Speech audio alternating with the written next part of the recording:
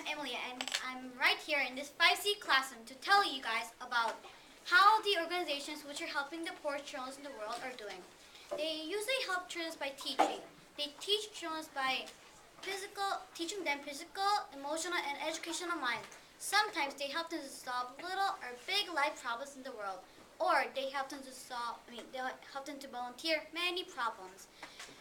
Sometimes they provide cabins, which is like their home for them, so they can feel like they're being in their home. Because some of the poor children doesn't have home because they're so poor that they don't even know, they don't even have money to buy their homes or have their home.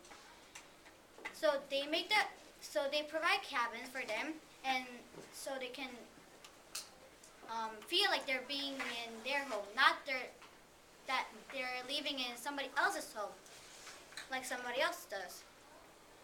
Or they don't want them to feel like they don't want to live anymore. Because some of them do. If you're really poor, you don't want to live anymore because the life is really hard for you and you can't really live. Who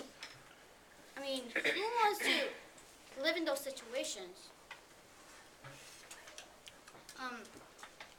So my mom said, you and your classmates can donate things like clothes and sausage, foods, and you can give it to the organizations, or you can just give it to the poor, or you can just, but don't just give up money to the poor, because money is just great, but money is just good, but it's not great, because in addition, money is just a piece of paper that you can buy things.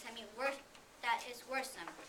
And when America was first there, the white people came and asked the black people to get the golds and diamonds and everything which is important to them, but the black people didn't know how they were important to them.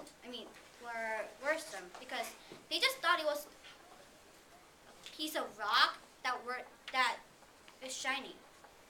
So if you're poor, you don't even know what is really expensive and which is really what you need. You do, but you don't really need. You don't really have them, so you don't know what is important. So what do you think? Guys, just close your eyes. Did you ever thought how it will be if you're living in a country that there's less water and, of course, food and homes and everything, and you have to drink dirty water, which there are muds, which you get in the playground, and sand and leaves, and even your family drinks them, and of course your animals, wild animals, and of course some animals which is really dirty, like pigs, drinks them. Would you like to drink those waters? And even maybe if you're really poor, your parents or your family leaves them, and you don't have any of your family members, or you don't get love or anything from your family members, because they can't even control that. They can't even keep themselves good. They can't even keep themselves alive. So what do you think?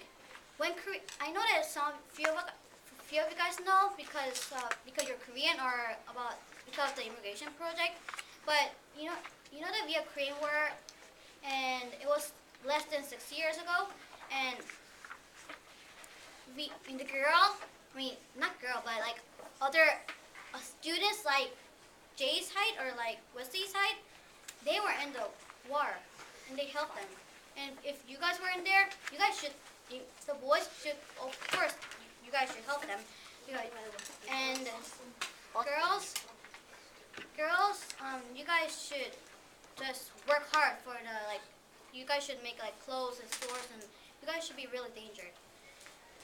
So, remember, your living country right now, which is Korea, or you want to move to America or Canada or Japan or something like that, that living country, even if it's the rich side country now, that country can be the country that is really poor, like India or Africa or Nepal, or any kind of world which is really poor.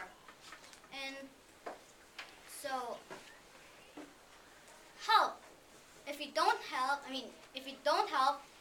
you don't know how they're going to be. And you're going to be like, oh, we're good, so we don't have to help them. But if you really help them, you can know their feelings and you can like live well and care about children, which is really poor. So help.